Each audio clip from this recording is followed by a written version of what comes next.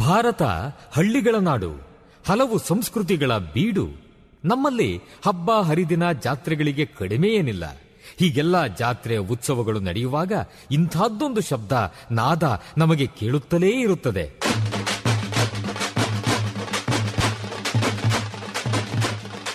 ಒಮ್ಮೊಮ್ಮೆ ಹೊಸ ಉತ್ಸಾಹ ಬಡಿದೆಬ್ಬಿಸುವ ನಾದ ವೈಭವ.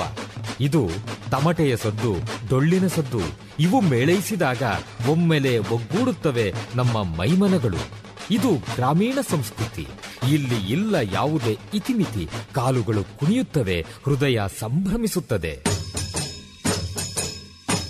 ಕರ್ನಾಟಕದ ವೈಶಿಷ್ಟ್ಯ ನಿಮ್ಮ ಸಮುದಾಯ ರೇಡಿಯೋನಲ್ಲಿ. Radio active 90.4 megahertz. ಕೇಳಿ ರೇಡಿಯೋ ಆಕ್ಟಿವ್, ಆಗಿ ಆಕ್ಟಿವ್. Active active. ಬಿತ್ತುವ ಅನುಭವ ದೇವಿಗೆ ಅನುಭವ, ನಿಮ್ಮಿ ಅನುಭವ ಬದುಕಿನ ಅನುಭವ.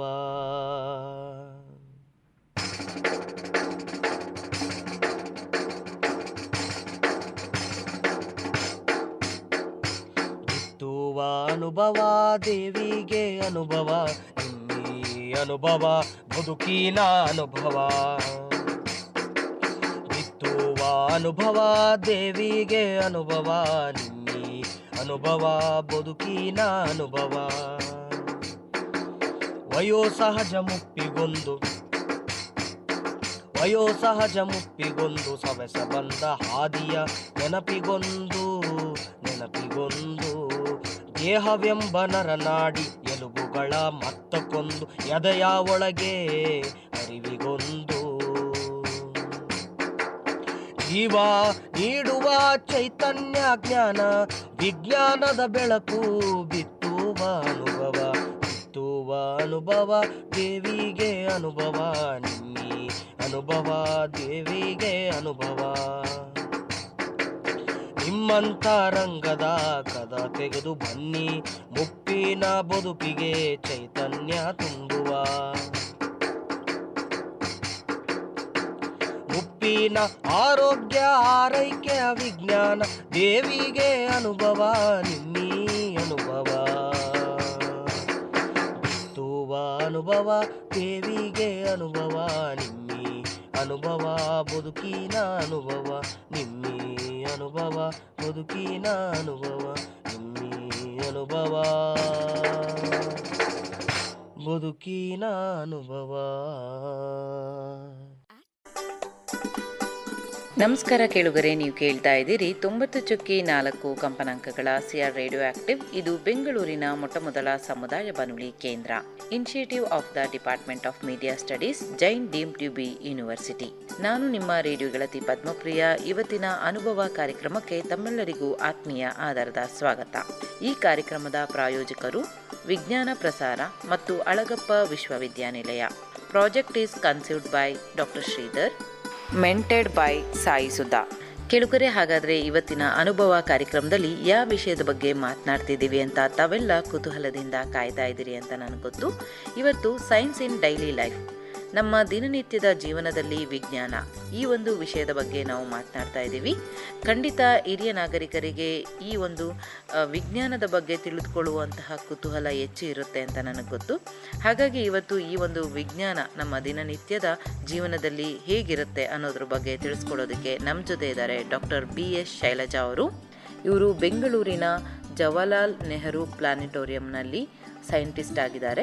ಬನ್ನಿ ಅವ್ರನ್ನ ನಾವು ಕಾರ್ಯಕ್ರಮಕ್ಕೆ ಸ್ವಾಗತಿಸ್ತಾ ಇವತ್ತು ನಮ್ಮ ಹಿರಿಯ ನಾಗರಿಕರಿಗೆ ಈ ಒಂದು ವಿಜ್ಞಾನದ ಬಗ್ಗೆ, ತಮ್ಮ ದಿನನಿತ್ಯದ ವಿಜ್ಞಾನದ ಬಗ್ಗೆ ಏನು ತಿಳಿಸ್ಕೊಡ್ತಾರೆ ಅಂತ ಕೇಳಿ ಬರೋಣ. ಓಕೆ, ಮೊದಲೇ ಕ್ವಶನ್ ನಾನು ಕೇಳ್ಬೋದಾ ಮೇಡಮ್? ಇವಾಗ ಡೈಲಿ ನಾವು ಎಲ್ಲ ನೋಡ್ತಾ ಇರ್ತೀವಿ, ಆಕಾಶ ಎಲ್ಲ ಇದು ಇದೆ, ಯಾವ ಪರ್ಟಿಕ್ಯುಲರ್ಲಿ ಸ್ಕೈ ಬ್ಲೂ ಅಂತ ನಾವು ಹೇಳ್ತೀವಿ. ಏನೇ ಕೇಳಿದ್ರು ಸ್ಕೈ ಬ್ಲೂ ಅಂತ ಹೇಳ್ತಿರ್ತೀವಿ. ಅದಕ್ಕೆ ವೈ ಸ್ಕೈ ಇಸ್ ಬ್ಲೂ, ಆಕಾಶ ಯಾಕೆ ನೀಲಿ ಆಗಿದೆ, ಅದಕ್ಕೆ ಏನ್ ಸೈಂಟಿಫಿಕ್ ರೀಸನ್ ಅಂತ ಕೇಳಲಿಕ್ಕೆ ಇಷ್ಟಪಡ್ತೀನಿ. ಆಕಾಶ ನೀಲಿ ಬಣ್ಣ ಯಾಕಿದೆ ಅಂತ ಅನ್ನೋದಕ್ಕೆ ಒಂದು ಪ್ರಶ್ನೆ ಬಹಳ ಹಿಂದಿನಿಂದನೂ ಇದೆ. ಆ ಪ್ರಶ್ನೆಗೆ ಬೇರೆ ಬೇರೆಯವರು ಬೇರೆ ಬೇರೆ ತರ ಉತ್ತರಗಳನ್ನ ಹುಡುಕಿದ್ರು.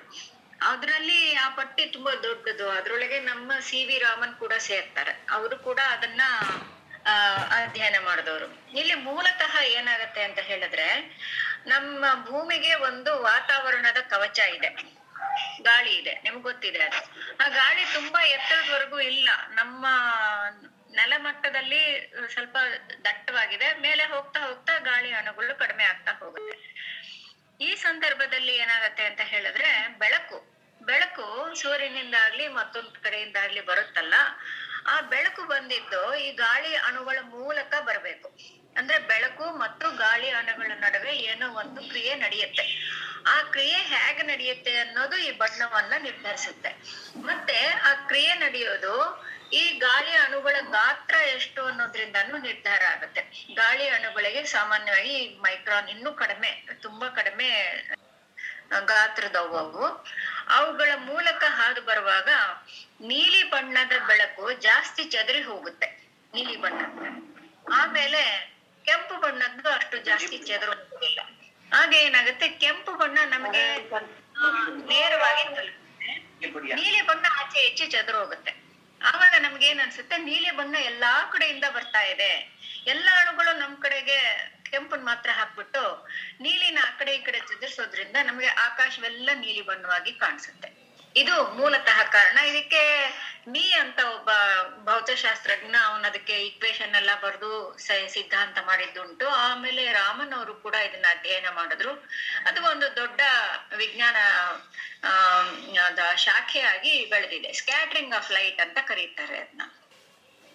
ಅಂದ್ರೆ ಭೂಮಿ ಆಕಾಶ ಬಿಟ್ಟು ನಾವು ಮೇಲೆ ಹೋದ್ರೆ, ವಾತಾವರಣ ಬಿಟ್ಟು ಮೇಲೆ ಹೋದ್ರೆ ನಿಮಗೆ ಗಾಳಿ ಅಣುಗಳು ಇರೋದಿಲ್ಲ. ಆದ್ರಿಂದ ಬಾಹ್ಯಾಕಾಶದಿಂದ ತೆಗೆದ ಫೋಟೋಗಳನ್ನ ನೀವು ಗಮನಿಸಿ, ಅದರಲ್ಲಿ ನೀಲಿ ಆಕಾಶ ಇರೋದಿಲ್ಲ, ಕಪ್ಪಗಿರುತ್ತೆ. ಮತ್ತೆ ಎರಡನೇ ಪ್ರಶ್ನೆ, ರಾತ್ರಿ ಹೊತ್ತು ನಕ್ಷತ್ರಗಳು ಯಾಕೆ ಮಿನುಗುತ್ತವೆ ಅಂತ. ಇದಕ್ಕೆ ಕೂಡ ನಮ್ಮ ವಾತಾವರಣನೇ ಮುಖ್ಯವಾದ ಕಾರಣ. ವಾತಾವರಣದ ಅಣುಗಳು ಏನ್ ಮಾಡತ್ವೆ, ಬೆಳಕನ್ನ ಚದುರಿಸುತ್ತೆ ಒಂದು, ಇನ್ನೊಂದು ಕೆಲವು ಮಟ್ಟದಲ್ಲಿ ಬೆಳಕನ್ನ ಹೀರ್ಕೊಂಡ್ ಬಿಡತ್ವೆ.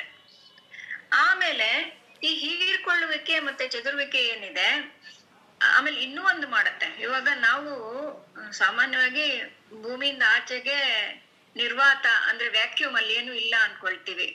ಆ ನಿರ್ವಾತದಿಂದ ಭೂಮಿ ಮಟ್ಟದ ಮಧ್ಯದಲ್ಲಿ ಈ ಗಾಳಿ ಇರೋದು ಬರ್ತಾ ಬರ್ತಾ ಹೆಚ್ಚಾಗತ್ತೆ.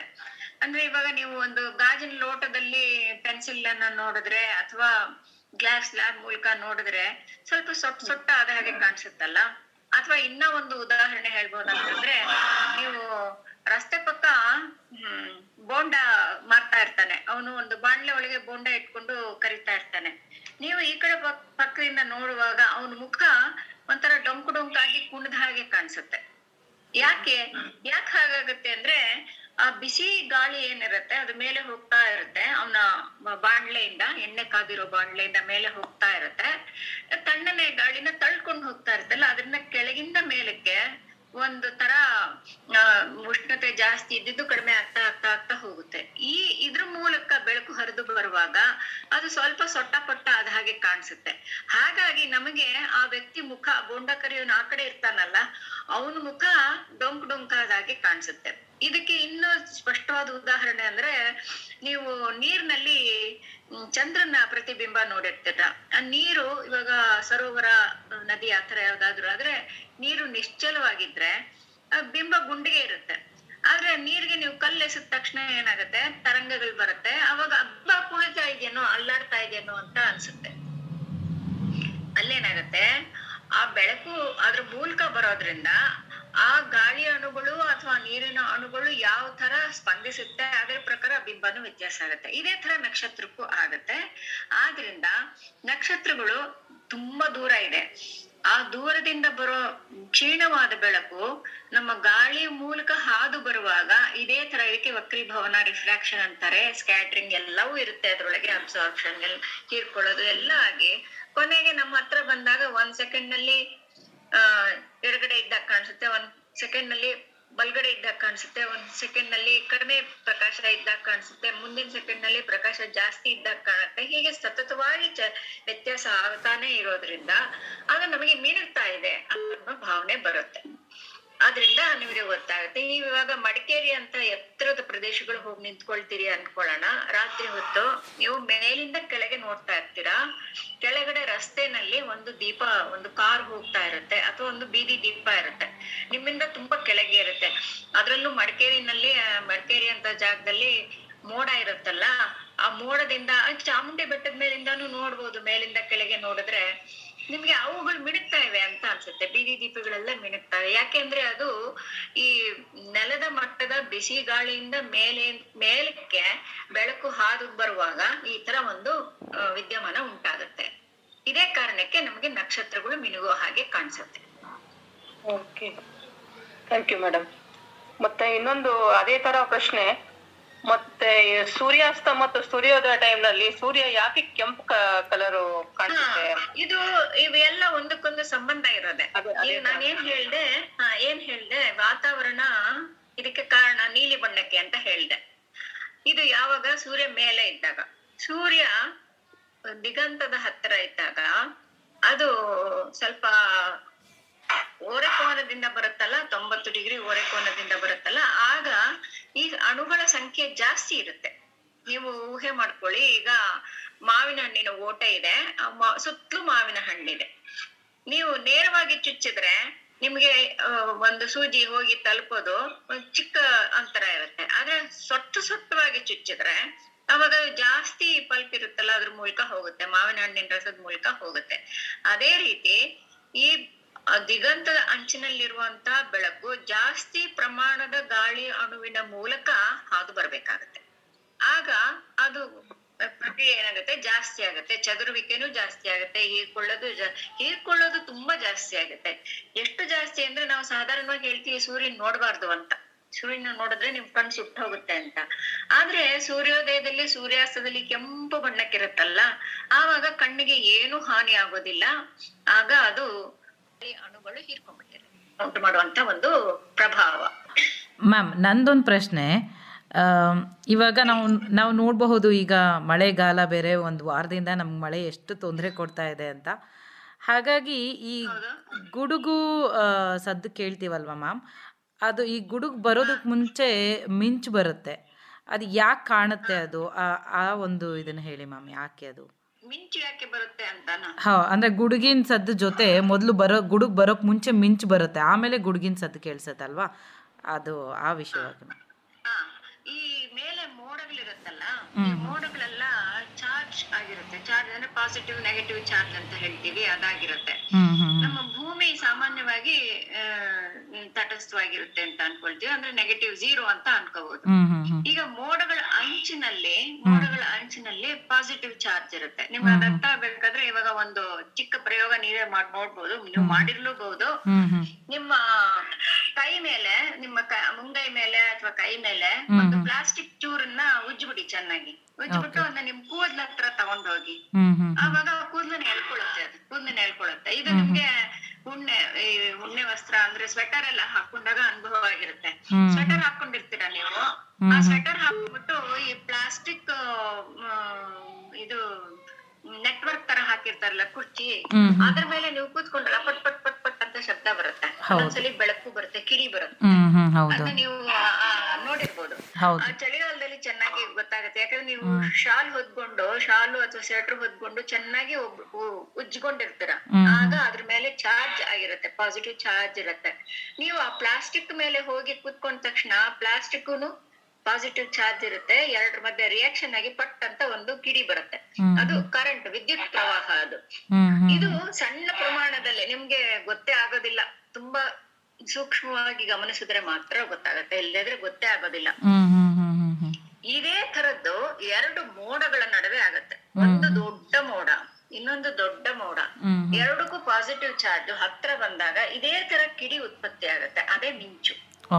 ಆ ಕಿಡಿ ಉತ್ಪತ್ತಿ ಆಗೋದು ಎಷ್ಟು ದೊಡ್ಡ ಪ್ರಮಾಣದಲ್ಲಿ ಇರುತ್ತೆ ಅಂತ ಹೇಳಿದ್ರೆ, ಅದ್ರ ಒಂದು ಪಟಾಕಿ ಹೊಡೆದಾಗೆ ಎಷ್ಟು ಶಬ್ದ ಬರುತ್ತೆ, ಅದಕ್ಕಿಂತ 100 ಪಟ್ಟು ಜಾಸ್ತಿ ಶಬ್ದ ಬರುತ್ತೆ. ಆ ಶಬ್ದ ಉತ್ಪತ್ತಿಯಾಗಿ ನಮ್ಗೆ ಗುಡುಗು ಅಂತ ಕೇಳಿಸುತ್ತೆ. ಆದ್ರಿಂದ ಗುಡುಗು ಬರ್ಬೇಕಾದ್ರೆ ಮಿಂಚು ಕೇಳಲೇಬೇಕು, ಮಿಂಚಿಲ್ದೆ ಗುಡುಗು ಬರೋದಿಲ್ಲ.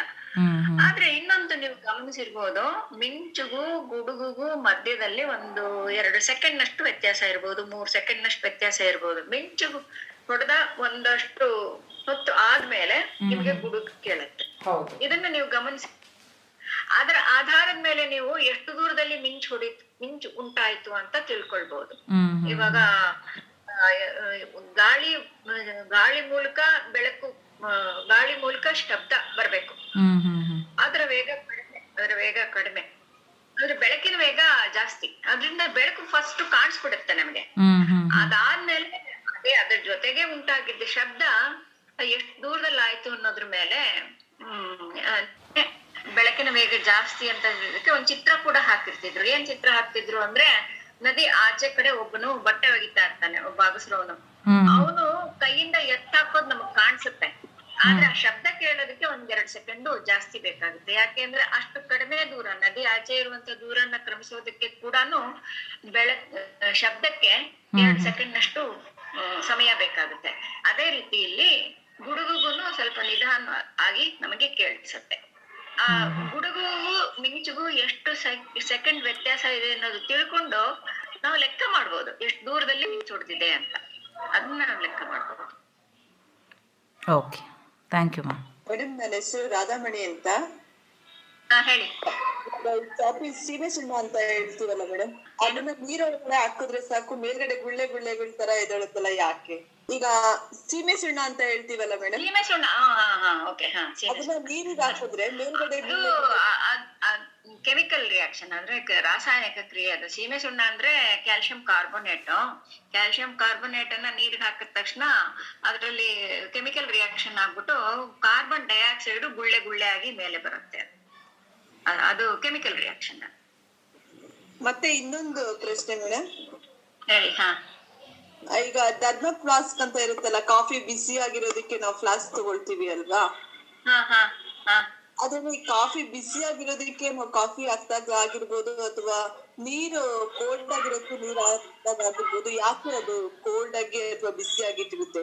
ಇವಾಗ ನೀವು ಬಿಸಿ ಕಾಫಿ ತಗೊಂಡ್ ಬಂದು ನಿಮ್ ಪಕ್ಕದಲ್ಲಿ ಇಟ್ಕೊಂಡಿರ್ತೀರಾ, ಅದು ನೀವು ಕುಡಿದು ಮುಗಿಸೋಷ್ಟೊತ್ತಿಗೆ ಅಥವಾ ನೀವು ಕುಡಿತಾ ಇರುವಾಗ ಒಂದು ಫೋನ್ ಕಾಲ್ ಬಂದ್ಬಿಟ್ರೆ ಫೋನ್ ಕಾಲ್ ಮಾಡಿ ಮುಗಿಸೋಷ್ಟೊತ್ತಿಗೆ ಆರೋಗ್ಬಿಡತ್ತೆ. ಯಾಕೆ ಹೇಳಿ? ಯಾಕೆ ಯೋಚನೆ ಮಾಡಿದ್ದೀರಾ ಯಾಕೆ ಆರೋಗುತ್ತೆ ಅದು ಅಂತ? ಓಪನ್ ಆಗಿರುತ್ತಲ್ಲ, ಅದಕ್ಕೆ ಅಂದ್ರೆ ಅದ್ರಲ್ಲಿರೋ ಶಾಖ ಹೊರಗಡೆಗೆ ಹೊರಟೋಗುತ್ತೆ.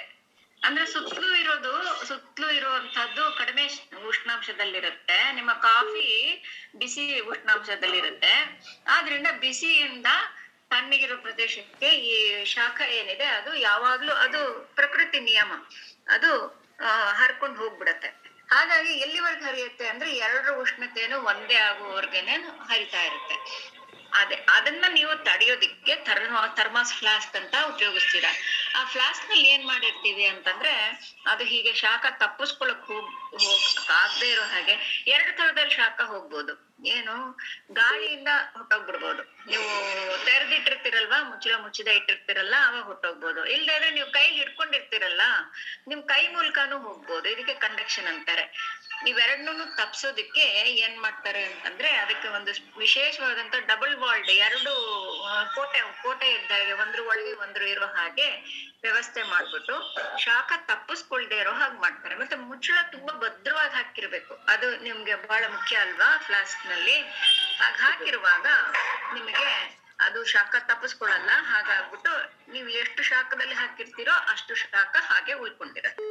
ಓಕೆ ಮೇಡಮ್, ಯಾವ್ದೇ ಕಾರಣಕ್ಕೂ ಏನು ಕಾಫಿದು ಏನು ಪಾಯ್ಸನ್ ಎಲ್ಲ ಏನಾಗಲ್ಲ ಮೇಡಮ್? ಅದು ಇಲ್ಲ, ಅದು ಯಾವ ಮೆಟೀರಿಯಲ್ ಉಪಯೋಗಿಸಿರ್ತಾರೆ. ಸಾಮಾನ್ಯವಾಗಿ ಹಳೆ ಕಾಲದಲ್ಲಿ ಗಾಜು ಉಪಯೋಗಿಸ್ತಾ ಇದ್ರು. ಗಾಜಿನಿಂದ ಏನು ರಾಸಾಯನಿಕ ಕ್ರಿಯೆ ಆಗೋದಿಲ್ಲ.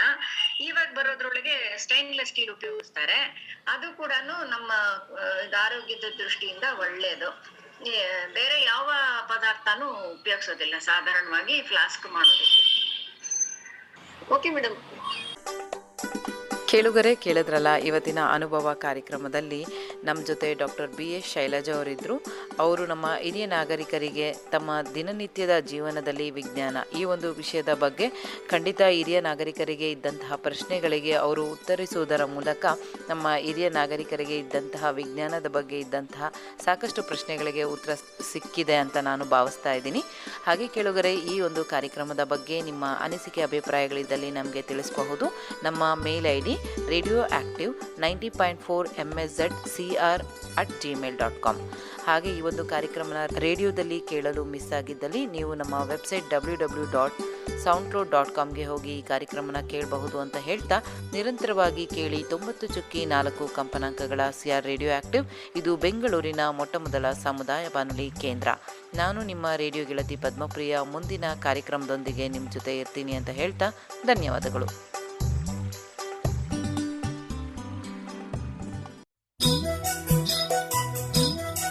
ಆರೋಗ್ಯ, ಕೈಗಾರಿಕೆ, ಶಿಕ್ಷಣ, ಪರಿಸರ, ಸಾಮಾಜಿಕ ಸುಧಾರಣೆ, ಸಮುದಾಯ ಬೆಳವಣಿಗೆ, ಸಾಂಸ್ಕೃತಿಕ ಕಾರ್ಯಕ್ರಮಗಳು, ಮಧುರ ಸಂಗೀತ, ಮನಸೂರೆಗೊಳ್ಳುವ ನಾಟಕಗಳು ಎಲ್ಲ ನಿಮ್ಮ ರೇಡಿಯೋ ಚಾನೆಲ್ನಲ್ಲಿ. Radio active 90.4 megahertz. ಕೇಳಿ ರೇಡಿಯೋ ಆಕ್ಟಿವ್, ಆಗಿ ಆಕ್ಟಿವ್.